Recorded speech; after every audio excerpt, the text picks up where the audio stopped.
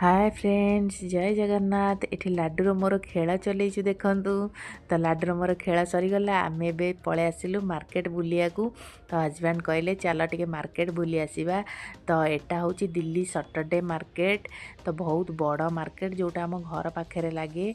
तो आपण मैंने जानी तो झील मान मार्केट कथा कहले झील मानकर तो पाद तले लगे मो पाद केमी तले लगे। तो हजबैंड कहीदेले सांगे सांगे फटाफट बाहर के आम माँ छुआ सब रेडी होगी पलि आसिलु मार्केट बुलवा को। तो मार्केट रे कौन कौन मु किणा किणी कली देखंतु। आउ मु किणा किणी करी केते टाइम हो गला।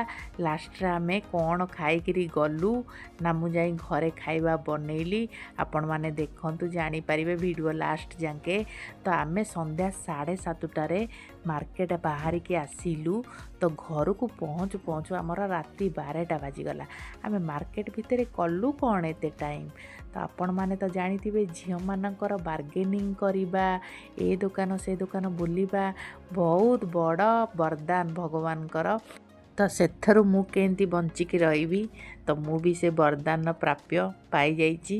तो ता भितर आमर किणा किणी सरीगला। आम एबे टिके खाइबा को पळै आसलु, भोक लागिला।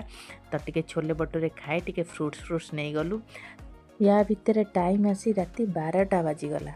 तो राति 12टारे घर को कौन जाई डिनर करूँ, कारण घरे तो डिनर बनी ही नथिला।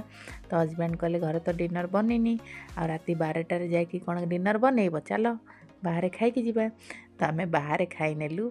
तो एतिक रोचे सांग मैंने मो वीडियो को लाइक शेयर सब्सक्राइब करेंगे। Bye bye.